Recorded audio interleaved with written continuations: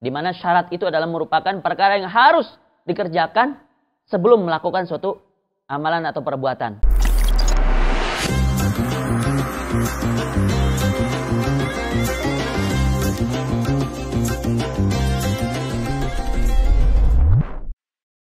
Assalamualaikum warahmatullahi wabarakatuh. Bismillah, alhamdulillah, wassalatu wassalamu ala rasulillah, Sayyidina Muhammad ibn Abdullah wa ala alihi wa sahbihi wa mawalah mabad. Bismillahirrahmanirrahim. Allahumma salli ala Sayyidina Muhammadin wa alihi wa sahbihi ajma'in.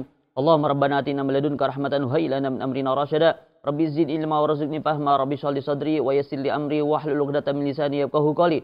Subhanaka la ilma lana illa ma 'allamtana innaka antal alimul hakim.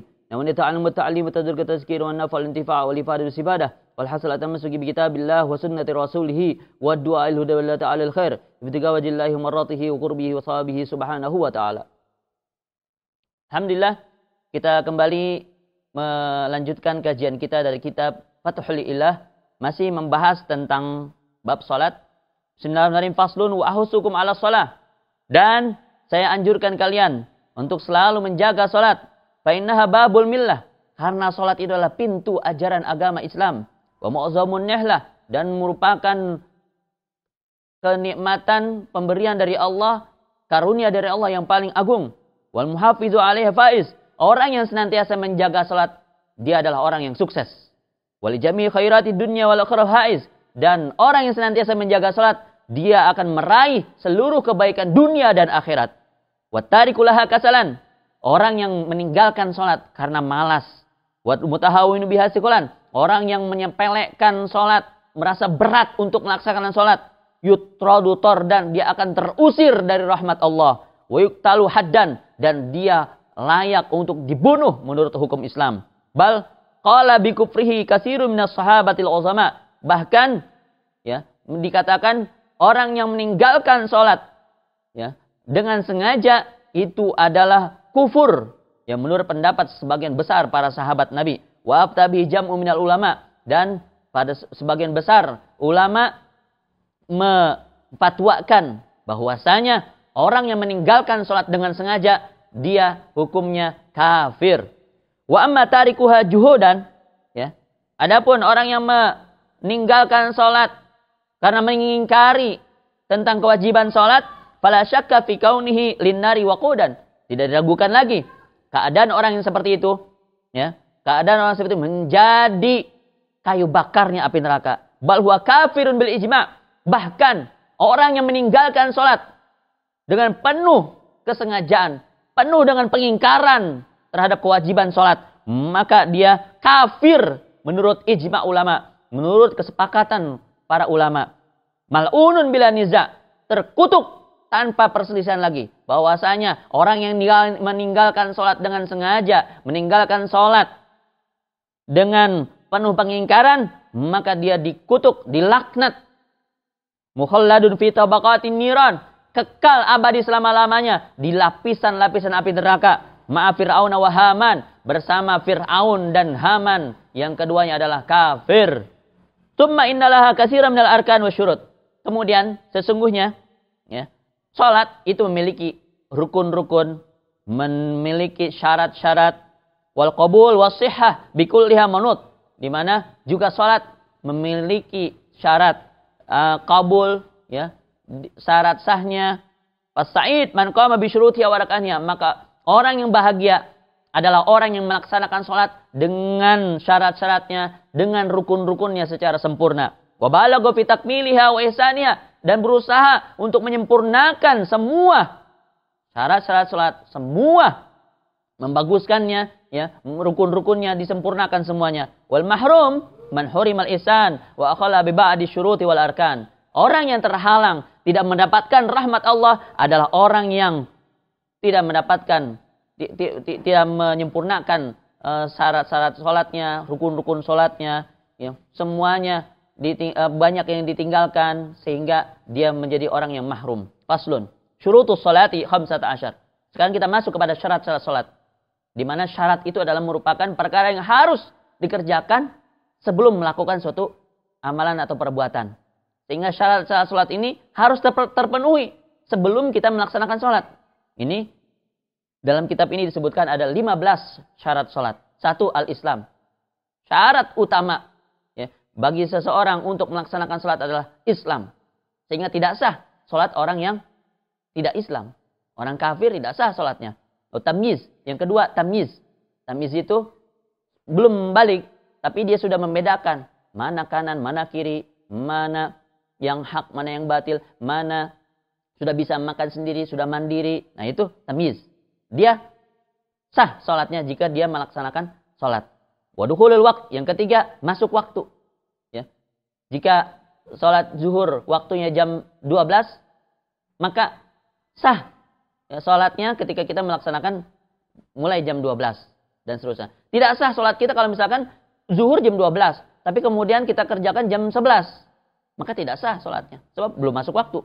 Kemudian wal ilmu bi fardiyatiha, mengetahui kewajiban salat, bahwasanya salat 5 waktu adalah wajib, adalah fardu baginya. Maka dia harus mengerjakannya. Itu pun menjadi syarat sah salat, menjadi syarat salat. Wa la ya'taqida fardun min furudus sunnah. Selanjutnya, tidak mengiktikadkan satu kefarduan dari fardu-fardu salat itu menjadi sunnah. Misalkan, dia berkeyakinan bahwasanya baca Fatihah itu sunnah.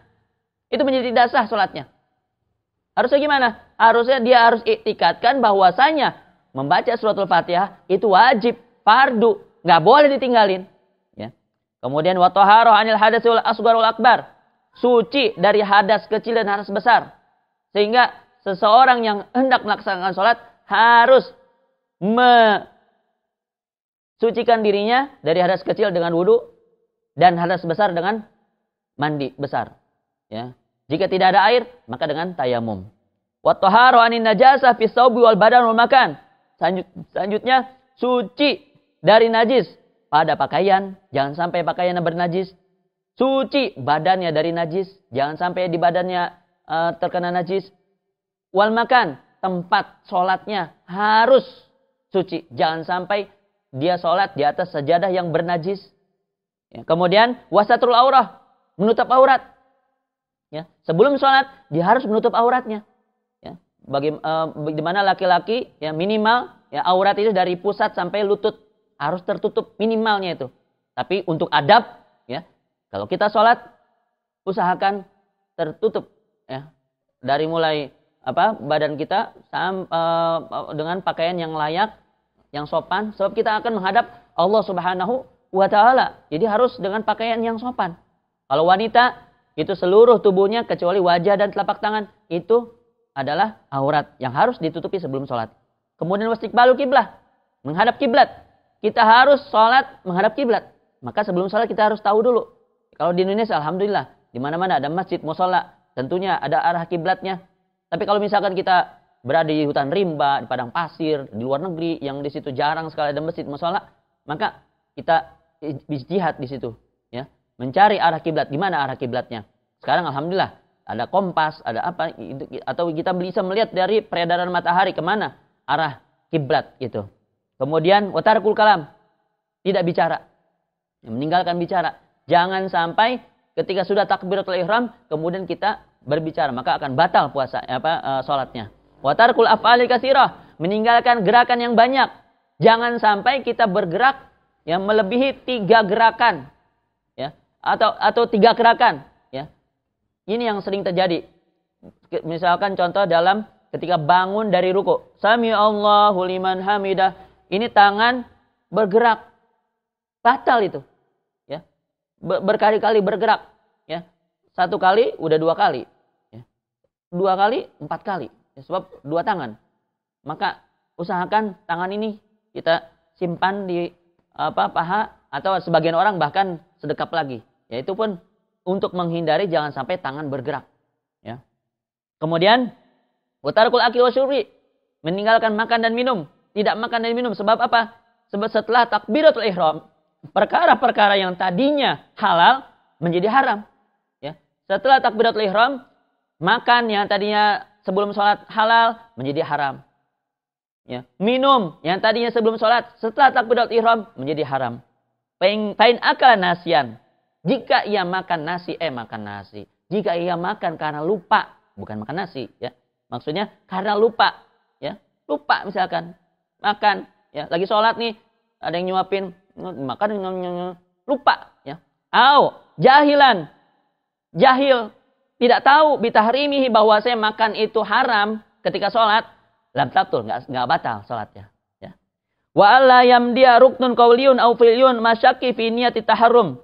Dan jangan berlalu satu rukun qauli atau satu rukun fi'li disertai keraguan di dalam niatnya, dalam niat takbiratul ihram. Ini tidak boleh ragu di dalam niat ketika takbiratul ihram. Ketika kita takbiratul ihram, kita lintaskan niat salat yang akan kita kerjakan, ya. Misalkan talafuz sebelum takbiratul ihram, usolli fardhu subhi rakaataini mustaqbil qiblati adaan lillahi taala. Itu talafuz namanya, sunnah hukumnya, ya. Talafuz dengan lisan kita sebelum salat, sebelum takbiratul ihram, itu sunnah hukumnya. Kemudian kita takbiratul ihram, Allah. Nah, itu di dalam hati kita baca lagi tuh niatnya, lintaskan itu. Nah, jangan sampai ada keraguan. Jangan sampai ada keraguan ketika takbiratul ihram. Au yatula zamanu syak, atau panjang masa keraguannya. Wa alla yanwi qata shalah. Kemudian selanjutnya yang ke-14, tidak berniat memutuskan salat.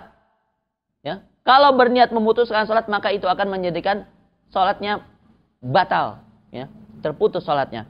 Au yataraddada fi qatiyah, atau ragu-ragu di dalam memutuskan salatnya itu, ya. Terakhir wa ada mutaqli qatiyah bi syai'in, dan tidak mengaitkan memutuskan salatnya dengan sesuatu pun. Itulah di antara syarat-syarat salat. Mudah-mudahan Allah Subhanahu wa taala melimpahkan taufik hidayah kepada kita semua sehingga kita termotivasi untuk selalu memperdalam ilmu agama, memperdalam akidah keimanan kita, memperdalam keislaman kita, senantiasa taqarrub ila Allah Subhanahu wa taala hingga akhir hayat kita husnul khatimah. Subhanakallahumma wa bihamdika asyhadu an la ilaha illa anta astaghfiruka wa atubu ilaik. Billahi taufiq wal hidayah wal afu minkum. Wassalamu alaikum warahmatullahi wabarakatuh.